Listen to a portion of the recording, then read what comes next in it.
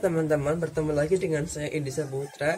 Di sini kita akan belajar tentang Kepler's Law atau hukum Kepler. Hukum 1 Kepler. Bumi mengelilingi matahari dalam orbit yang berbentuk elips dan matahari ada di salah satu titik api atau fokus. Dapat diilustrasikan seperti gambar berikut.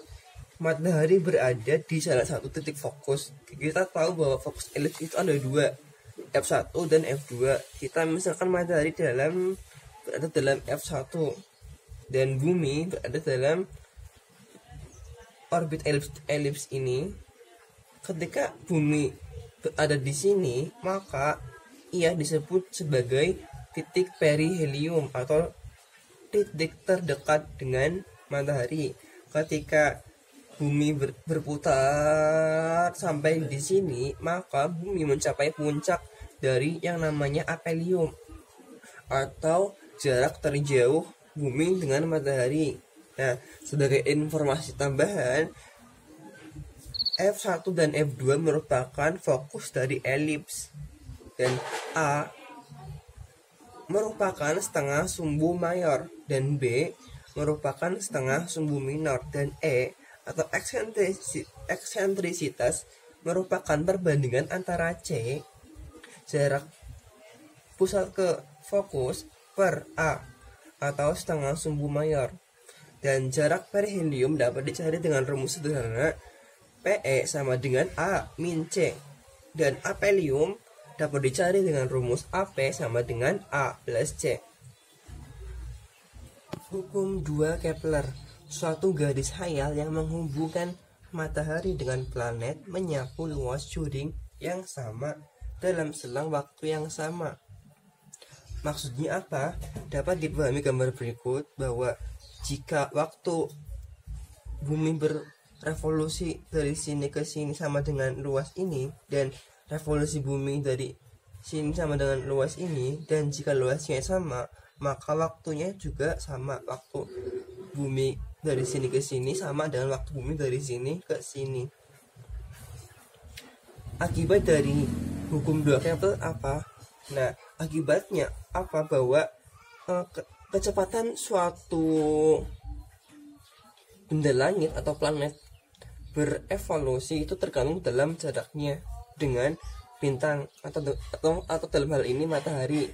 Jika semakin dekat dengan matahari, maka kecepatannya akan semakin besar, dan jika jauh dari matahari atau R-nya gede, maka kecepatannya akan berkurang. Atau dapat dirumuskan dalam suatu persamaan sederhana, yaitu V1 per V2 sama dengan R2 per R1, di mana V merupakan kelajuan revolusi dan R merupakan radius. Ini maksudnya apa? V1 sama dengan 1 per R1, atau kelajuan berbanding terbalik dengan radius. Hukum ketiga Kepler. Perbandingan kuadrat periode terhadap pangkat 3 dari setengah sumbu panjang elips adalah sama untuk semua planet. Persamaan T kuadrat per A pangkat 3 sama dengan konstan, di mana T merupakan waktu atau periode dan A merupakan jarak planet ke matahari. Nah, jika T dalam tahun dan A dalam AU atau astronomical unit atau istilahnya SA atau satuan astronomi, maka persamaannya dapat menjadi T pangkat 2 sama dengan A pangkat 3. Rumus lain dari hukum 3 Kepler yaitu T kuadrat per A pangkat 3 sama dengan 4VR kuadrat per G dikali M, di mana R merupakan radius orbit dan G merupakan konstanta gravitasi dan M merupakan massa dari matahari. Contoh soal, jika sebuah planet ke matahari adalah 8 kali jarak bumi ke matahari, berapakah periode revolusi planet tersebut? Kita semua tahu bahwa jarak bumi ke matahari adalah 1 SA. A1 sama dengan 1 SA. Dan periode bumi matahari adalah 1 tahun. T1 sama dengan 1 tahun. A2 sama dengan 8 kali A1, 8 dikali 1 SA sama dengan 8 SA. Dan T2 adalah yang kita cari.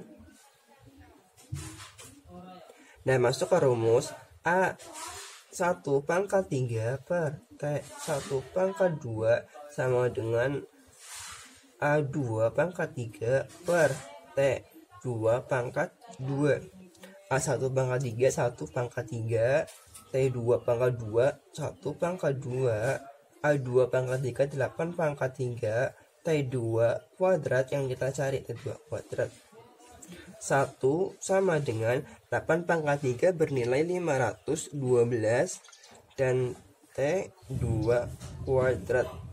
T2 kuadrat sama dengan 512, maka pakai kalkulator nanti T2 sama dengan akar dari 512 sama dengan 22,627. Thanks for watching.